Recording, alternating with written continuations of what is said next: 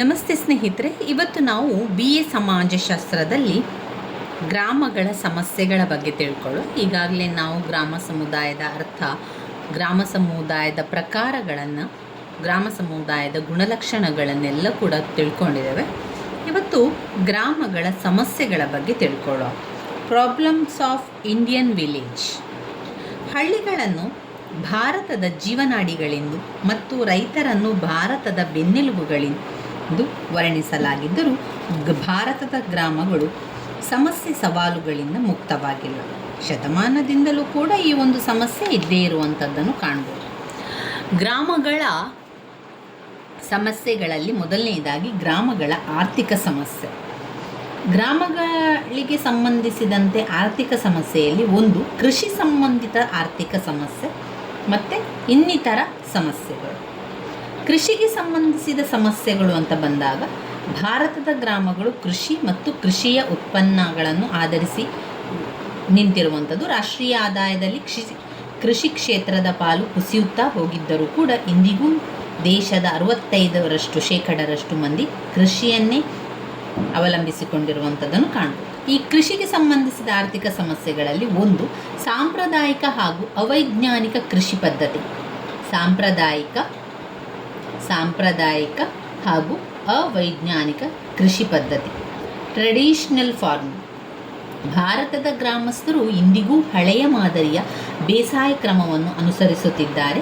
ಜಗತ್ತಿನ ಹಲವೆಡೆ ಈ ಒಂದು ಕೃಷಿ ಉತ್ಪಾದನಾ ಪ್ರಕ್ರಿಯೆ ನಾನಾ ಹಂತಗಳಲ್ಲಿ ಹೊಸ ವಿಧಾನಗಳಿಂದ ಬಳಸಲಾಗುತ್ತಿದ್ದರೂ ಭಾರತದ ಗ್ರಾಮಸ್ಥರು ಇವುಗಳಿಗೆ ಇನ್ನೂ ಅಪರಿಚಯಸ್ಥರಾಗಿಯೇ ಉಳಿದಿದ್ದಾರೆ. ಉಳುವುದು, ಬಿತ್ತನೆ ಮಾಡುವುದು, ಗೊಬ್ಬರ ಹಾಕುವುದು, ಕಳೆ ಕೀಳುವುದು, ಕಟಾವು ಮಾಡುವುದು, ಗಿಡದಿಂದ ಕಾಳುಗಳನ್ನು ಬೇರ್ಪಡಿಸಿದ ಧಾನ್ಯ ಕಾಳನ್ನು ಶುದ್ಧೀಕರಿಸುವುದು, ಇಂತಹ ಕೃಷಿ ಕಾರ್ಯಗಳು ನಮ್ಮಲ್ಲಿ ಇಂದಿಗೂ ಹಳೆಯ ಮಾದರಿಯಲ್ಲಿಯೇ ನಡೆಯುತ್ತಿದೆ.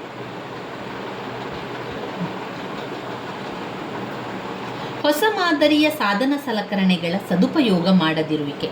ಹೊಸ ಮಾದರಿಯ ಸಾಧನ ಸಲಕರಣೆಗಳ ಸದುಪಯೋಗವನ್ನು ಮಾಡದೇ ಇರುವಂಥದ್ದೇ ಕೃಷಿಗೆ ಸಂಬಂಧಿಸಿದಂತಹ ಆರ್ಥಿಕ ಸಮಸ್ಯೆಯಾಗಿರುವಂಥದ್ದು. ಕೃಷಿ ಕಾರ್ಯಕ್ಕೆ ಸಂಬಂಧಿಸಿದ ನವೀನ ಮಾದರಿಯ ಯಂತ್ರೋಪಕರಣಗಳನ್ನು ಬಡ ಗ್ರಾಮಸ್ಥರು ಕೊಂಡುಕೊಳ್ಳಲಾರದವರಾಗಿದ್ದಾರೆ. ಕೆಲವೆಡೆಗಳಲ್ಲಿ ಅಂತಹ ಯಂತ್ರಗಳು ಲಭ್ಯವಿದ್ದರೂ ಅವುಗಳನ್ನು ಬಳಸುವ ರೀತಿ ಅವರಿಗೆ ತಿಳಿಯದಾಗಿ ಹೋಗಿರುವಂಥದ್ದು. ಗುಜರಾತ್, ಪಂಜಾಬ್ಗಳಂತಹ ರಾಜ್ಯಗಳ ರೈತರು ಈ ಬಗ್ಗೆ ಸಾಕಷ್ಟು ಸೂಕ್ತ ಗಮನ ಹರಿಸಿ ಆಧುನಿಕ ತಂತ್ರಜ್ಞಾನ ಲಾಭ ಪಡೆದುಕೊಳ್ಳುವ ಯತ್ನ ನಡೆಸಿದ್ದರೂ ದೇಶದ ಹೆಚ್ಚಿನ ಕಡೆಗಳಲ್ಲಿ ಯಥಾಸ್ಥಿತಿಯಲ್ಲೇ ಇದೆ. ಇನ್ನು ನೀರಾವರಿ ಸೌಕರ್ಯದ ಕೊರತೆ. Lack of irrigation facilities. ನೀರಾವರಿ ಸೌಕರ್ಯದ ಕೊರತೆ ಇರುವಂಥದ್ದು. ಭಾರತದ ಹೆಚ್ಚಿನ ಗ್ರಾಮಗಳ ರೈತರು ಇಂದಿಗೂ ಕೃಷಿ ಕಾರ್ಯಗಳಲ್ಲಿ ಮಳೆಯ ನೀರನ್ನೇ ಉಪಯೋಗಿಸಿಕೊಂಡಿರುವಂಥದ್ದು, ಸಾಗುವಳಿ ಮಾಡಲಾಗುತ್ತಿರುವಂಥದ್ದು. 64% ಕೃಷಿ ಭೂಮಿ ಇಂದಿಗೂ ಕೂಡ ಮಳೆಯ ನೀರನ್ನೇ ನೆಚ್ಚಿಕೊಂಡಿದೆ. ಕೆಲವು ಕಡೆಗಳಲ್ಲಿ ಮಾತ್ರ ಬೃಹತ್ ಅಣೆಕಟ್ಟುಗಳನ್ನು ನಿರ್ಮಿಸಿ ನಿರಂತರ ನೀರಿನ ಪೂರೈಕೆಯನ್ನು ಮಾಡಲಾಗಿದೆ. ಸಣ್ಣ ಭೂ ಹಿಡುವಳಿಗಳ ಸಮಸ್ಯೆ the problem of small land holdings. ಭಾರತದ ಗ್ರಾಮಸ್ಥರ ಭೂ ಹಿಡುವಳಿಗಳ ಸರಾಸರಿ ಗಾತ್ರ ಬಹು ಚಿಕ್ಕದು. ಕ್ರಿಸ್ತ ಶಕ 2000 ಮಾಹಿತಿಯಂತೆ 61% ಪ್ರಮಾಣದ ಕುಟುಂಬಗಳು 1 ಹೆಕ್ಟೇರ್ಗೂ ಚಿಕ್ಕ ಗಾತ್ರದ ಭೂ ಹಿಡುವಳಿಯನ್ನು ಹೊಂದಿದೆ. ಅವುಗಳಲ್ಲಿ 22% ಕುಟುಂಬಗಳಿಗೆ ಭೂ ಒಡೆತನವೇ ಇಲ್ಲ. 25% ಕುಟುಂಬಗಳು ಅರ್ಧ ಹೆಕ್ಟೇರಿಗೂ ಚಿಕ್ಕ ಗಾತ್ರದ ಹಿಡುವಳಿಯನ್ನು ಹೊಂದಿದೆ. ಕುಟುಂಬದ ಅಣ್ಣ ತಮ್ಮಂದಿರು ಬೇರೆ ಹೋದಾಗ ಅವರ ಭೂ ಹಿಡುವಳಿ ಕೂಡ ಛಿದ್ರವಾಗಿ ಅದರ ಗಾತ್ರ ಇನ್ನಷ್ಟು ಕುಗ್ಗಿ ಹೋಗುವಂಥದ್ದು. ಇಂತಹ ಚಿಕ್ಕ ಗಾತ್ರದ ಭೂ ಹಿಡುವಳಿಗಳಿಂದ ಯಾವುದೇ ಬಗೆಯ ವೈಜ್ಞಾನಿಕ ಕೃಷಿ ನಡೆಸಲು ಸಾಧ್ಯವಾಗದು. ಪರಿಣಾಮವಾಗಿ ಭೂ ಹಿಡುವಳಿಯ ಉತ್ಪಾದನೆ ಕುಂಠಿತವಾಗಿ ಕುಟುಂಬಗಳು ಆರ್ಥಿಕ ದುರವಸ್ಥೆ ಸಿಲುಕುತ್ತದೆ. ಒಂದು ಕೃಷಿಗೆ ಸಂಬಂಧಿಸಿದ ಆರ್ಥಿಕ ಸಮಸ್ಯೆ ಆಯಿತು. ಇನ್ನೊಂದು ಇತರ ಆರ್ಥಿಕ ಸಮಸ್ಯೆಗಳು ಅಂದರೆ ಸಾಲದ ಹೊರೆ ಅಥವಾ ಋಣದ ಭಾರ. ಇಲ್ಲಿ ಭಾರತೀಯ ರೈತರು ಸಾಲದಲ್ಲಿ ಹುಟ್ಟಿ, ಸಾಲದಲ್ಲಿ ಬೆಳೆದು, ಸಾಲದಲ್ಲಿಯೇ ಕೊನೆಗೆ ಸಾಯುವಂಥದ್ದು ಎಂಬ ಒಂದು ಮಾತನ್ನು ನಾವು ಕೇಳ್ಬೋದು. ಯಾವುದೋ ಒಂದು ಆರ್ಥಿಕ ಮುಗ್ಗಟ್ಟನ್ನು ತಾತ್ಕಾಲಕ್ಕೆ ಎದುರಿಸಲಿಕ್ಕೆಂದು ರೈತ ಸಾಲ ಮಾಡ್ತಾನೆ. ಆ ಬಳಿಕ ಸಾಲಿನ ಕಬಂಧ ಬಾಹುಗಳಿಗೆ ಸಿಲುಕಿ ತಪ್ಪಿಸಿಕೊಳ್ಳಲಾಗದೆ ಜೀವನ ಪರ್ಯಂತ ಪುನಃ ಸಾಲ ಮಾಡುತ್ತಾ ಮಾಡಿದ ಸಾಲಕ್ಕೆ ಪ್ರತಿಶತ 25 ರಿಂದ 50 ರೂಪಾಯಿಗಳವರೆಗೆ ಬಡ್ಡಿ ಕಟ್ಟುತ್ತಾ ಹೋಗುವಂಥದ್ದನ್ನು ಕಾಣಬಹುದು. ತಾನು ನಂಬಿಕೊಂಡಂತಹ ಫಸಲು ಕೈಕೊಟ್ಟಾಗ ತನ್ನ ಕೃಷಿ ಕಾರ್ಯಗಳ ಬೆನ್ನೆಲುಬು ನಿಂತಿರುವ ಎತ್ತುಗಳು, ಕೋಣಗಳು ಸಮಯಕ್ಕಾಗುವಾಗ ಸತ್ತು ಹೋದಾಗ ಅಥವಾ ಮನೆಯಲ್ಲಿ ಅನಿರೀಕ್ಷಿತವಾಗಿ ರೋಗರುಜಿನಗಳು ಹೆಚ್ಚಿದಾಗ, ಮನೆಯಲ್ಲಿ ನಡೆಯಬಹುದಾದ ಸಾಮಾಜಿಕ ಧಾರ್ಮಿಕ ಕಾರ್ಯಕ್ರಮಗಳಿಂದಾಗಿ ಯೋಗ್ಯತೆ ಮೀರಿ ಖರ್ಚು ಮಾಡಿದಾಗ, ಮನೆಯಲ್ಲಿ ಮದುವೆ ಮುಂಜಿ ಮುಂತಾದ ನಡೆದಾಗ, ಹೀಗೆ ಕೆಲವು ಅನಿವಾರ್ಯತೆಗಳಿಂದಾಗಿ ರೈತ ತನ್ನ ಆದಾಯ ಸಾಕಾಗದೆ ಸಾಲವನ್ನು ಮಾಡುತ್ತಾನೆ. ಸಣ್ಣ ರೈತರುಗಳ ಅಸಹಾಯಕತೆ. ಗ್ರಾಮಗಳ ದೊಡ್ಡ ರೈತರುಗಳ ಜೀವನ ಒಂದು ರೀತಿಯಲ್ಲಿದ್ದರೆ, ಸಣ್ಣ ರೈತರುಗಳ ಜೀವನ ಬವಣೆಯೇ ಬೇರೆ. ಇವರುಗಳಿಗೆ ತಾವು ಹೊಂದಿರುವ ತುಂಡು ಭೂಮಿಯಿಂದ ಬರುವ ಉತ್ಪತ್ತಿ ಸಾಕಾಗುವುದಿಲ್ಲ. ಬಿಡುವಿನ ಸಮಯದಲ್ಲಿ ತಾವು ಸಿದ್ಧವಿದ್ದ ರೂಪ ಮಾಡಲು ಉದ್ಯೋಗವಿರುವುದಿಲ್ಲ. ಇರುವ ಭೂಮಿಯಿಂದ ಹೆಚ್ಚಿನ ಉತ್ಪಾದನೆ ತೆಗೆಯಲು ಬಂಡವಾಳ ತೊಡಗಿಸುವುದಕ್ಕೆ ಹಣವಿರುವುದಿಲ್ಲ. ತಾವು ಯಾವುದಾದರೂ ಗೃಹ ಕೈಗಾರಿಕೆಯಲ್ಲಿ ಕರಕುಶಲ ವಸ್ತುಗಳ ತಯಾರಿಯಲ್ಲಿ ತೊಡಗಿದರೂ ತಮ್ಮ ವಸ್ತುಗಳಿಗಿಂತ ಮಾರುಕಟ್ಟೆಯಲ್ಲಿ ಕಡಿಮೆ ಬೆಲೆ ಕಾರ್ಖಾನೆಗಳ ತಯಾರಿಕೆಯ ವಸ್ತುಗಳು ಲಭ್ಯವಿರುವಾಗ ತಮ್ಮ ವಸ್ತುಗಳು ಗಿರಾಕಿಗಳೇ ಸಿಗುವುದಿಲ್ಲ. ಇನ್ನು 3ನೇ ಪಾಯಿಂಟಲ್ಲಿ ಭೂರಹಿತ ಕೃಷಿ ಕಾರ್ಮಿಕರ ಸಮಸ್ಯೆಗಳು. ಗ್ರಾಮದಲ್ಲಿ ವಾಸಿಸುವ ಎಲ್ಲರೂ ಭೂಮಿಯ ಒಡೆಯರಲ್ಲ. ಭೂಮಿಯ ಒಡೆಯರು ಕೆಲವು ಮಂದಿಯಾದರೂ ಅವುಗಳಲ್ಲಿ ದುಡಿಯುವ ಭೂರಹಿತ ಕಾರ್ಮಿಕರು ಹಲವು ಮಂದಿ. 1961ರಲ್ಲಿ ಗ್ರಾಮೀಣ ಕುಟುಂಬಗಳ ಪೈಕಿ 25% ಕುಟುಂಬಗಳು ಕೃಷಿ ಕಾರ್ಮಿಕ ಕುಟುಂಬಗಳಾಗಿದ್ದವು.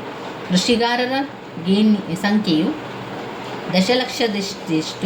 ದಶಲಕ್ಷಕ್ಕೆ ಏರಿಕೆಯಾಯಿತು. ಸಾಮಾನ್ಯವಾಗಿ ಮೇಲ್ಜಾತಿಗಳ ಜನರು ಭೂಮಿಯ ಮಾಲೀಕರಾಗಿದ್ದರೆ, ಕೆಳಜಾತಿಗಳು, ಅದರಲ್ಲಿಯೂ ಅಸ್ಪೃಶ್ಯ ಜಾತಿಗಳ ಜನರು ಭೂಮಾಲೀಕರ ಜಮೀನಿನಲ್ಲಿ ಕೂಲಿ ಮಾಡಿ ಜೀವಿಸುತ್ತಾರೆ. 90% ದಲಿತರು ಹಳ್ಳಿಗಳಲ್ಲಿ ವಾಸಿಸುತ್ತಿದ್ದು, ಇವರಲ್ಲಿ 75% ಮಂದಿ ಕೃಷಿಯನ್ನು ಅವಲಂಬಿಸಿದವರು. ಇದರಲ್ಲಿ ಸ್ವಂತ ಕೃಷಿ ಮಾಡುವವರ ಸಂಖ್ಯೆಗಿಂತಲೂ ಕೃಷಿ ಕೂಲಿಗಾರರ ಸಂಖ್ಯೆ ಜಾಸ್ತಿ. ಇನ್ನು ಜೀತದಾಳುಗಳ ಸಮಸ್ಯೆ.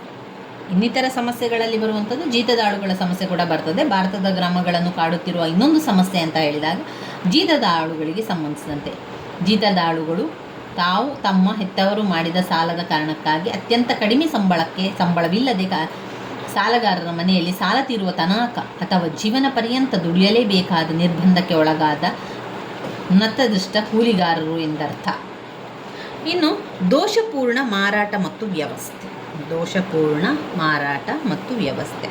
ಕೃಷಿ ಉತ್ಪಾದನೆಗೆ ಯೋಗ್ಯ ಬೆಲೆಯು ನಿಯಮಿತವಾಗಿ ಸಿಗುವುದಾದರೆ ಮಾತ್ರ ಕೃಷಿಕರ ಪ್ರಗತಿ ಸಾಧ್ಯ. ನಾವು ಬೆಳೆದ ಫಸಲಿಗೆ ನ್ಯಾಯೋಚಿತವಾದ ಬೆಲೆ ಸಿಗುವುದಿಲ್ಲ, ಸಿಗಬಹುದಾದ ಭರವಸೆಯೂ ಇಲ್ಲ ಎನ್ನುವುದಾದರೆ ರೈತರಿಗೆ ಕೃಷಿ ಕಾರ್ಯಗಳಲ್ಲಿ ವಿಶೇಷ ಆಸಕ್ತಿ ಮೂಡಲಾರದು. ಇಂತಹ ಪರಿಸ್ಥಿತಿ ಭಾರತದಲ್ಲಿದೆ. ರೈತರಿಗೆ ತಾವು ಬೆಳೆದ ಬೆಳೆಯನ್ನು ನ್ಯಾಯೋಚಿತವಾಗಿ ಬೆಲೆಗೆ ಮಾರಾಟ ಮಾಡಲು ಸರಿಯಾದ ಸಮಯ ಕೂಡ ಇರುವುದಿಲ್ಲ. ಅದರಿಂದ ದೋಷಪೂರಿತ ಮಾರಾಟ ಆಗಿರ್ತದೆ. ಇನ್ನು ಸಾರಿಗೆ ಸಂಪರ್ಕ ಸಾಧನ ಕೊರತೆ ಇದೆ. ಅದರಿಂದ ತೊಂದರೆ ಉಂಟಾಗುವಂಥದ್ದು. ಸಾರಿಗೆ ಸಂಪರ್ಕಗಳು ಇಂದಿನ ಆಧುನಿಕ ಜೀವನದ ನರನಾಡಿ ಇದ್ದಂತೆ. ಈ ರಂಗದಲ್ಲಿ ಅದ್ಭುತ ಪ್ರಗತಿಯಾದರೂ ಭಾರತೀಯ ರೈತರ ಮಟ್ಟಿಗೆ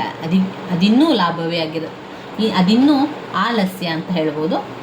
ತಾವು ಬೆಳೆದ ವಸ್ತುಗಳ ಸಾಗಾಣಿಕೆಗಾಗಿ, ತಮಗೆ ಬೇಕಾದ ವಸ್ತುಗಳನ್ನು ಕೊಂಡು ತರಲು, ತಮ್ಮ ಮಕ್ಕಳ ಮುಂದಿನ ಶಿಕ್ಷಣಕ್ಕಾಗಿ ಗ್ರಾಮೀಣ ಯುವಕರ ಅರೆಕಾಲಿಕ ಉದ್ಯೋಗಗಳ ದೃಷ್ಟಿಯಿಂದ ಉತ್ತಮ ಸಾರಿಗೆ ಸಂಪರ್ಕಗಳ ವ್ಯವಸ್ಥೆ ಬಹುದೊಡ್ಡ ವರದಾನವಾಗುತ್ತದೆ. ಆದರೆ 2 ಚಕ್ರದ ಎತ್ತಿನ ಬಂಡಿ, ಕೊನೆಗೆ ಬೈಸಿಕಲ್ ಕೂಡ ಹೋಗದಂತಹ ಸ್ಥಿತಿಯಲ್ಲಿ ಇನ್ನೂ ಕೆಲವು ಗ್ರಾಮಗಳು ತಮ್ಮಲ್ಲಿವೆ. ವರ್ತಮಾನ ಪತ್ರಿಕೆಗಳು, ಅಂಚೆ ಕಚೇರಿ, ಬ್ಯಾಂಕುಗಳು, ಟೆಲಿಫೋನ್ಗಳು, ಮೋಟಾರ್ ಬಂಡಿಗಳು ಮುಂತಾದವುಗಳನ್ನು ಸೇವೆ ಪಡೆಯಲು ಅದೆಷ್ಟು ದೂರ ಕಾಲು ದಾರಿಯಲ್ಲಿ ನಡೆದುಕೊಂಡು ಬರಬೇಕಾದ ಸ್ಥಿತಿ ಇಂದಿಗೂ ಕೆಲವೆಡೆ ಕಾಣಸಿಗುವಂಥದ್ದು. ಇನ್ನು ಬಡತನ ಮತ್ತು ನಿರುದ್ಯೋಗ ಗ್ರಾಮೀಣ ಪ್ರದೇಶದ ಸಾಮಾಜಿಕ ಆರ್ಥಿಕ ಸ್ವರೂಪ ಸಮಸ್ಯೆಗಳಾಗಿವೆ.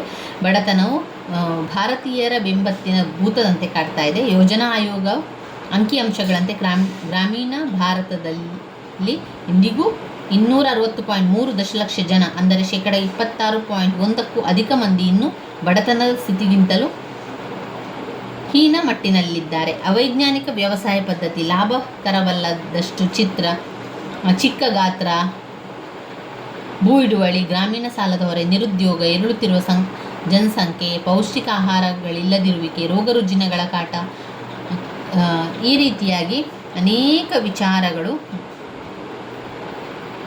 ಕಾರಣಗಳಿಂದಾಗಿ ಗ್ರಾಮೀಣ ಬಡತನ ಇನ್ನೂ ನಮ್ಮ ಗ್ರಾಮಗಳನ್ನು ಬಾಧಿಸುತ್ತಿದೆ. ನಿರುದ್ಯೋಗದ ಸಮಸ್ಯೆ. ನಮ್ಮ ಗ್ರಾಮೀಣ ರೈತರ ಸಮಯ ಮತ್ತು ಪರಿಶ್ರಮತೆಯ ಅಪವ್ಯಯವಾಗುವಂತೆ ಮಾಡಿರುವಂಥದ್ದು ನಿರುದ್ಯೋಗ ಸಮಸ್ಯೆಗಳು ಉಂಟಾಗುವಂಥದ್ದು.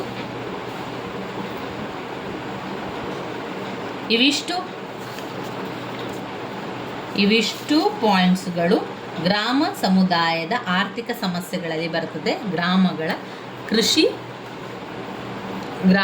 ಕೃಷಿ ಸಂಬಂಧಿಸಿದ ಆರ್ಥಿಕ ಸಮಸ್ಯೆಗಳು.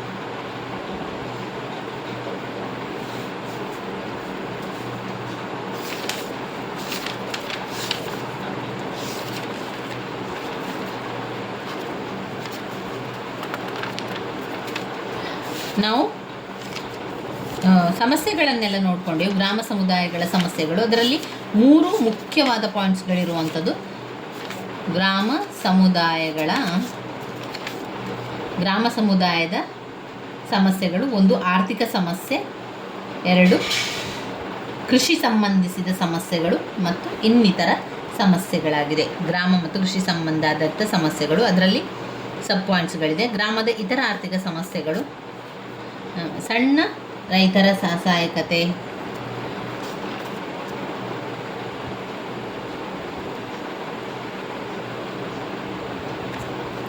ಇಷ್ಟು ಆರ್ಥಿಕ ಸಮಸ್ಯೆಗಳಲ್ಲಿ ಬರ್ತದೆ. ಇನ್ನು ನಾವು ನೋಡಬೇಕಾದ ಸಾಮಾಜಿಕ ಸಮಸ್ಯೆ. ಗ್ರಾಮಗಳ ಆರ್ಥಿಕ ಸಮಸ್ಯೆ ಅಂತ ಬಂದಾಗ ಸಾಲದ ಹೊರೆ ಅಥವಾ ಋಣದ ಭಾರ, ಸಣ್ಣ ರೈತರುಗಳ ಸಹಾಯಕತೆ, ಭೂರಹಿತ ಕೃಷಿ ಕಾರ್ಮಿಕರ ಸಮಸ್ಯೆಗಳು, ಜೀತದಾಳುಗಳ ಸಮಸ್ಯೆ, ಅದಾದಮೇಲೆ ದೋಷಪೂರ್ಣ ಮಾರಾಟ ವ್ಯವಸ್ಥೆ, ಜೀತದಾಳುಗಳ ಸಮಸ್ಯೆ, ದೋಷಪೂರ್ಣ ಮಾರಾಟ ವ್ಯವಸ್ಥೆ, ಸಾರಿಗೆ ಸಂಪರ್ಕ ಸಾಧನದ ಕೊರತೆ, ಬಡತನ ಮತ್ತು ನಿರುದ್ಯೋಗ. ಇವೆಷ್ಟು ಆರ್ಥಿಕ ಸಮಸ್ಯೆಗಳಲ್ಲಿ ಬರ್ತದೆ. ಇನ್ನು ಅದರಲ್ಲಿ ಸಾಮಾಜಿಕ ಸಮಸ್ಯೆ ಹಾಗೆ ರಾಜಕೀಯ ಸಮಸ್ಯೆಗಳು ಇದೆ ಸ್ನೇಹಿತರೆ. ಮುಂದಿನ ವಿಡಿಯೋದಲ್ಲಿ ಗ್ರಾಮ ಸಮುದಾಯದ ಸಾಮಾಜಿಕ ಸಮಸ್ಯೆಗಳನ್ನೆಲ್ಲ ತಿಳ್ಕೊಳ್ಳೋಣ. ನನ್ನ ವೀಡಿಯೋಸ್ ಎಲ್ಲ ನಿಮಗೆ ಇಷ್ಟ ಆಗಿದ್ದರೆ ಲೈಕ್ ಕೊಡಿ, ಶೇರ್ ಮಾಡಿ, ಸಬ್ಸ್ಕ್ರೈಬ್ ಮಾಡಲಿಕ್ಕೆ ಮರಿಬೇಡಿ ಸ್ನೇಹಿತರೆ. ಧನ್ಯವಾದಗಳು.